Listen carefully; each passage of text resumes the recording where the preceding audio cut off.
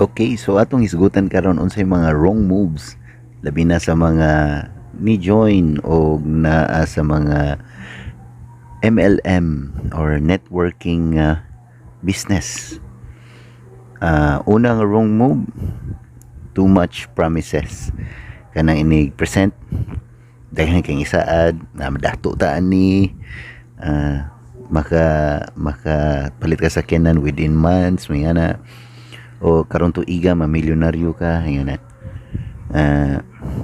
Okay kayo kung matinuod na, pero kung imong gisulti di nimo na matuman nya ma-realize na sa imong giingnan ang iyang ginahuna gila di mo siya.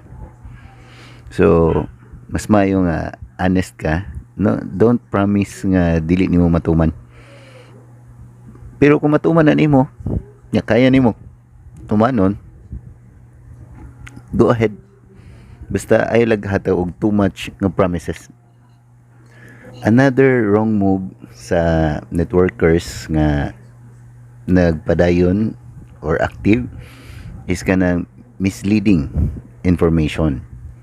Like naninda og product dayon mingon din kani nga produkto na makaayo sa tanang sakit. Lima ka na makaayo sa tanang sakit. Bisag unsa pa nasakitam kaayo. Wa magduy tambal makaayo sa tanang sakit. Biogesic gani usay dili magani mo epekto sa hilanat. Don't give false hope or misinformation.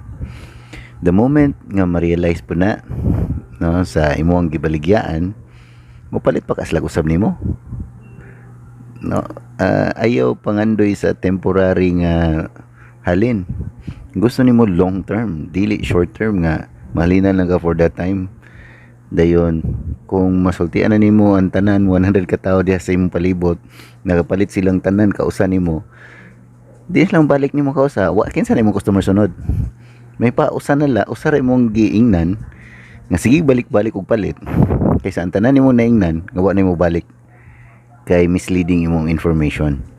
So mao nay nakabati sa uban nga nagtuo nga buhaton lang ang tanan aron mo palit silang produkto, which is gibuhat gina mostly sa mga wala kabaw unsa gi proper og sakto nga paagi.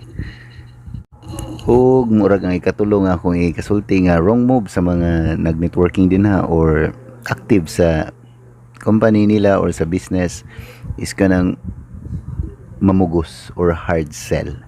Hard sell kanang lagi tinuod lagi ni palit lagi ka ni kinahanglan ka ani nga na ba nang buhat ng tanan aron mo palit lang or mo join ang imuhang kaistorya. Kung tinuod na imuhang produkto makahatag sa iyang gisaad nga result, dili nimo kinahanglan ipamugos kundi siya nawagtangan. Kung tinuod imong company nindot, dili nimo ipamugos, siya may nawagtangan, dili ikaw. So mo na wrong move. Ganahan ka nga pugson sila aron mo join lang. The moment na mo join na sila niya napugos man, walay may tabo nila. Ug tungod kay walay may tabo nila, nagtuo sila na scam sila. Gawas atong nagi kumpanya nga mga scam, pero mostly mga majority sa ni join og networking nagtuo silang na scam sila kay wa sila ni income. Mo gud ako nahuna sa una na scam ko sa una pero wa mo naninda ko, wala po ko nang invite. So wag gyud ko na scam, tapulan lang jud ko nya wala sa ko pasabta. So don't hard sell, ay pamugos.